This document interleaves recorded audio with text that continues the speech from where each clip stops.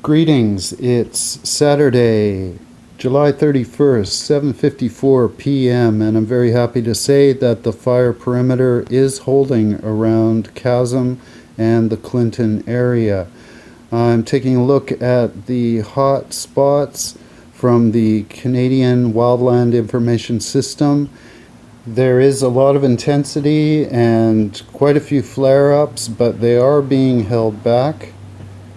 And if we take a closer look at the Clinton area, there's approximately a dozen hot spots, and some have crossed Highway 97 on the west side. There's still one 500 meters north of Highway 97, about 4 kilometers east of Clinton. And some of those hot spots are in the forested areas coming down the hill on the south side of the village.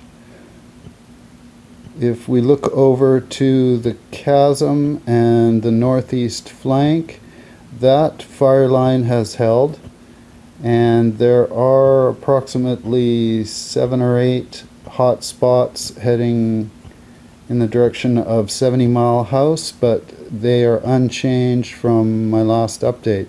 So that's good news.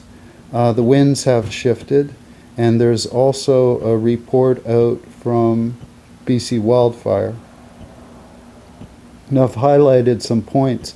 Yesterday the fire continued to grow on the north and west flanks.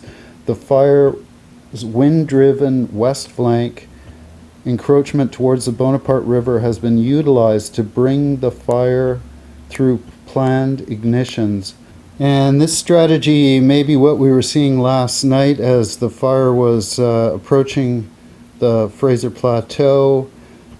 I can't really speculate, but it seems to explain the fire behavior, how it stopped suddenly at approximately 4 a.m. They also indicate that crews and heavy equipment will continue to focus on building fuel breaks in an effort to protect property and values adjacent to the wildfire.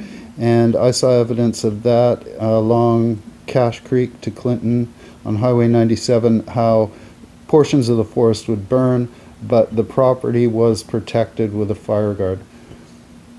What I've done is another transition to show the behavior today. This is 1:32 p.m.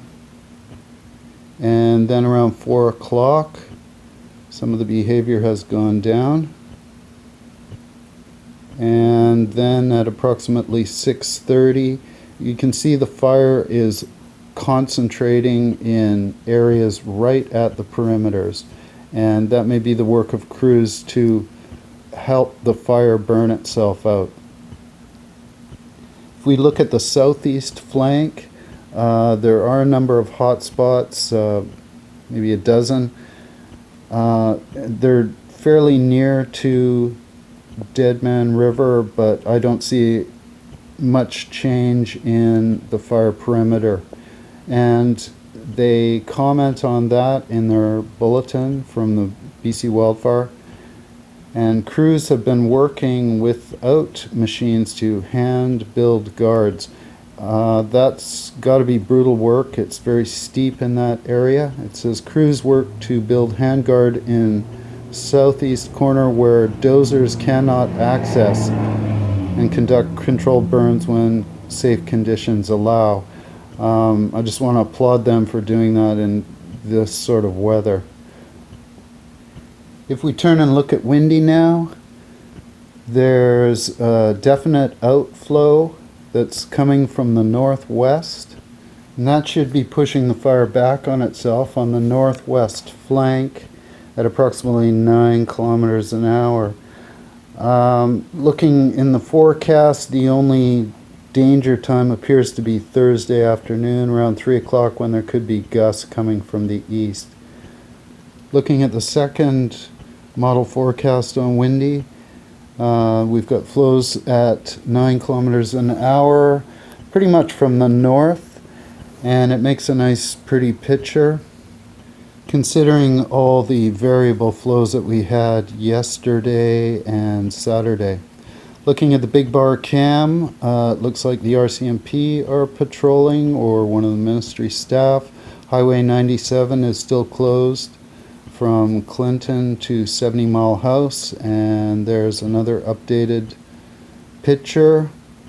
So I just want to express my gratitude to the crews on the ground and in the air. It's a wildfire, and they were able to contain it at about 4 o'clock a.m., and there's been no significant increase in the fire perimeter since then.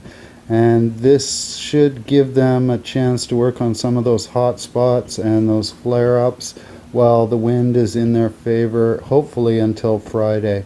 It is going to be very hot this week, and we're looking at potentially breaking some record. I'm seeing a temperature of 22 degrees right now, and we have the chance to hit 32 on Thursday.